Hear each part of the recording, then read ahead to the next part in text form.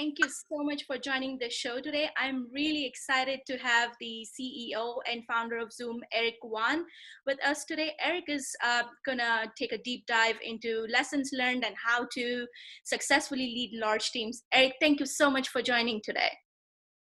Thank you for having me. I really appreciate it. So Eric, what motivated you to innovate Zoom? It's more like a personal experience, right? So prior to founding Zoom, I was at Cisco for almost 4.5 years. I was managing Cisco WebEx engineer team. I was Cisco's corporate vice president, and I came to Cisco as a part of the WebEx acquisition. I built WebEx before as one of the first several founding engineers. Ultimately, I became VP engineer at WebEx. I spent so much time on WebEx, but guess what? 13 years later, after that, I did not see a single happy WebEx customer. And I felt very embarrassed. I feel like I have an obligation to fix WebEx problems. That's the reason why I left Cisco to build Zoom. Thank you so much for innovating Zoom. I really enjoy, for sure, using it. And I think it's a great tool with so many features. So could you share, some of the, one of the biggest mistake that you made while starting out a new business, and what were the lessons that you learned from it? I think I learned a lot of lessons, and I think one thing looking back, I would say the patience is really important, right? So when we launched the Zoom, because you started a company, you really wanted to launch the service earlier, right? I think looking back, probably we should have like a bigger service, another 4 or 5 months, and then launch that, right? So kind of probably it's better, and it took us 1 year. I think it probably should have 1.5 years. And after that, we want to wow the customers and the users, right?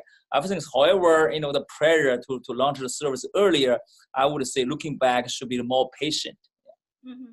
So what were the roadblocks that I'm sure, starting out a new business and quitting your corporate job and then deciding to innovate a product and launch it in the market would have been challenging. What was the biggest challenge that you faced? I think the biggest challenge is more like to manage the pace, right? It's kind of essentially the balance, right? So, on the one hand, there's so many customers who are not happy about the existing services. On the other hand, we are eager to announce something, to release the service, right? How to balance the pace, right? We know we are working very hard, but as mentioned earlier, we got to be patient and make sure, hey, because this is a very crowded market. You want to have something really wow the end user, right? I think how to manage that, the expectation, and also make sure you still can develop something really innovative and then announce that, right? I think overall the pace, of the innovation, of the speed, and also the time to market is kind of very challenging. So. And how do you maintain a competitive advantage over your competitors or other services similar to yours? Yeah, that's a good question. I would say because you already announced the product, right? Your competitors, they're pretty smart, right? They can look at your service, look at your feature, they can easily copy, whatever you're doing. Like one of our competitors just did that, right? They copied whatever we are doing. Mm-hmm. I would say all those are short-term, right? The most sustainable thing is about make sure, you stay with your company culture, right? Our culture is to deliver happiness, right? Make sure our employee happy, and make sure we do all we can to look at everything from end user, from customer perspective. Make sure our customer happy. I think if our employee happy, customer happy, I think we are going to maintain that competitive advantage. I do not think our competitors, they can copy us. Right. So how do you synchronize managing large teams and effectively working together? How do you ensure that your employees are happy and always satisfied and motivated?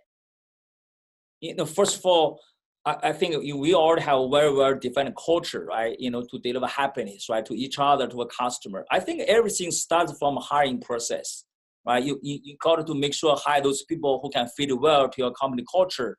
Right? We would like to hire those self-motivation, self-learning, employees, right? After they come on board, you really need to care about them, right? Train them, right? Grow themselves, grow our employees along with the company growth.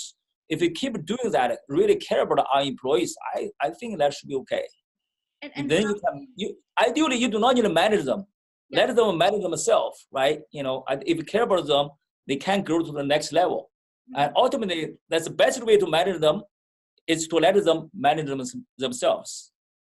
Right, to give them the freedom to, be able Yes. to accomplish their work and milestones. So what are the I'm sure there are a lot of challenges when you try and manage teams that are based in geographically different locations. And how do you overcome those challenges or roadblocks when you're managing global teams? I think ultimately, I think there are two challenges. One thing is you cannot always travel to the remote offices, right? It's kind of you're very busy here. Like for me, I did not travel to our offshore team for 3 years, and we have a Kansas office and a Denver office, Santa Barbara office. I really enjoy working together with our employees, but unfortunately, I still do not travel there in advance. But guess what? We are using the tools like Zoom, right?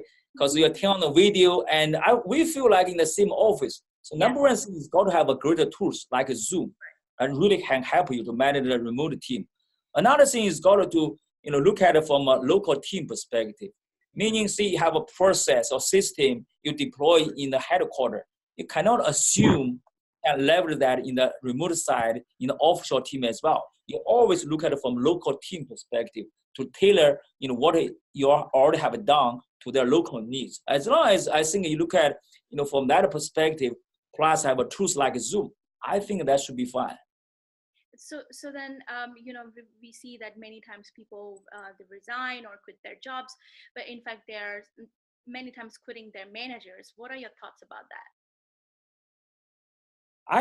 I think I do not think they quit because of managers. A conventional wisdom saying, oh, because employees quit because they quit their managers. The way I look at this, the reason why they quit their company culture. Because you quit, you do not like a manager, you cannot get along with her and him. But guess what? You have a manager, also have manager. You have other open positions. Why they do not go to the other team? Because the reason why they want to quit, they say, I do not like this company anymore, right? If you like your company culture, they probably find other open positions or they move to the other managers, right? I would say ultimately you should focus on the culture, right? If they quit you, they quit your company culture.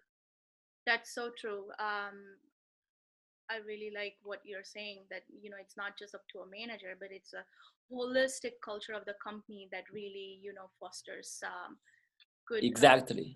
working ethics amongst your employees. So based on your personal experience, if you were to describe 5 most important themes that are needed to successfully manage teams, what would those be? You mean 5 skills or 5? 5 priorities that anyone should have to be able to successfully manage large teams.